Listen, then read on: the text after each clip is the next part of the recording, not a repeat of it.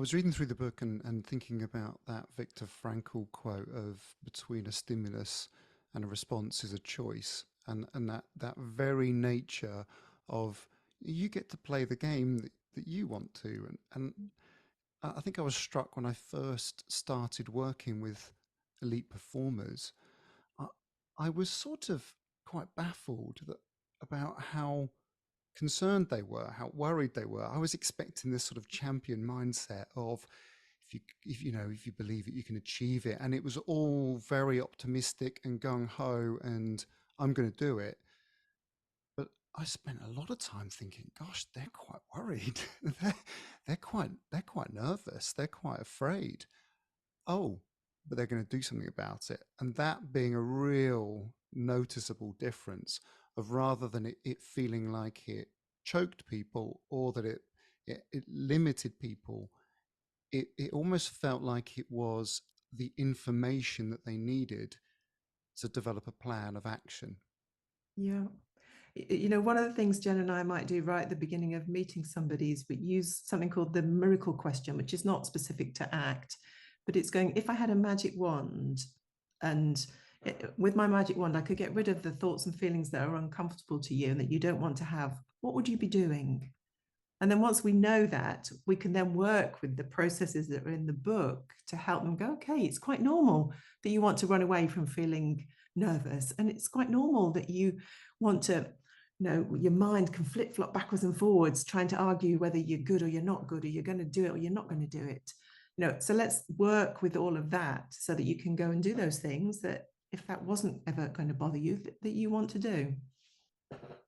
Yeah, and it's interesting, isn't it, Steve, that perception of highly successful people in whatever realm. We work with CEOs of businesses or Olympic athletes. It doesn't mean that they have an absence of fear, worry, anxiety, whatever it is.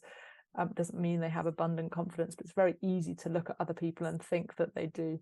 So, again, hopefully part of this book is recognizing that everybody, no matter where you are, who you are, everybody has those kinds of difficult thoughts. It's just how you deal with them, how you manage them. Yeah, I noticed you give a bit of attention early in the book to the normality of these feelings, and you present it as a survival mechanism that we haven't necessarily evolved beyond those nerves, comparison, the competition, the melee of brain activity that you experience. Those are normal things that have helped the origin of our species, and so we should sort of expect them to be around. Exactly. Yeah, that's beautifully put. Yeah, and as soon as you do, it's then it's sort of almost like just a bit of a weight off. It's like, oh, okay, so I don't have to try and get rid of them. No, actually, we can work with them, and we can still be great and happy and successful, whatever that is, with them. So yeah. And there's a lovely phrase that you have. I've written some notes, page 42. The thoughts we have are nothing more than words and pictures. Now, I found that quite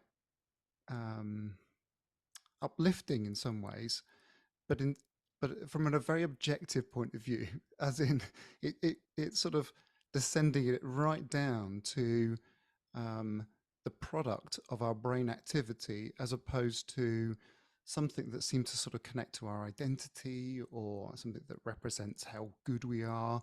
And I often think about this. I mean, I'm a physiologist by trade, as you might know, but I often think about this. What's the difference between a strange negative thought and an itch?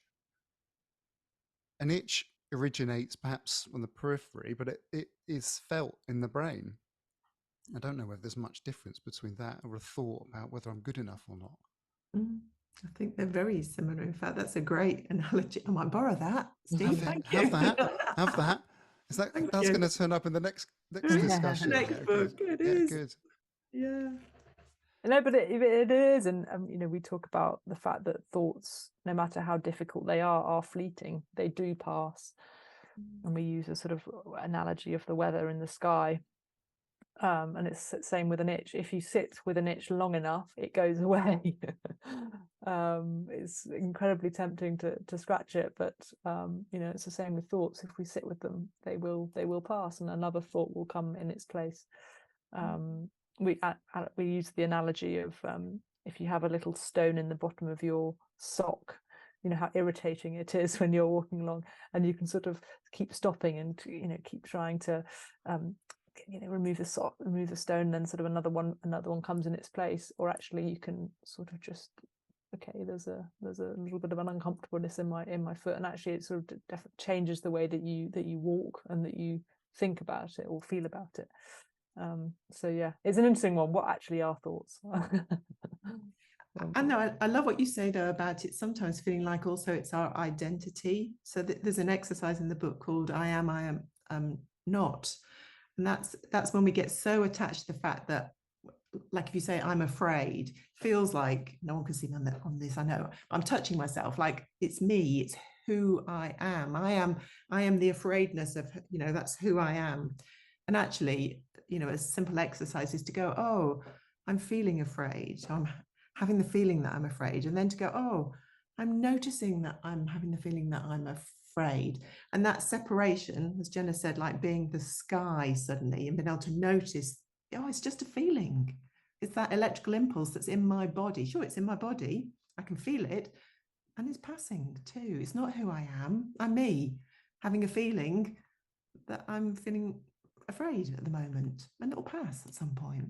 So yeah, it's very easy for athletes to get really fused with the notion of it's who I am as well.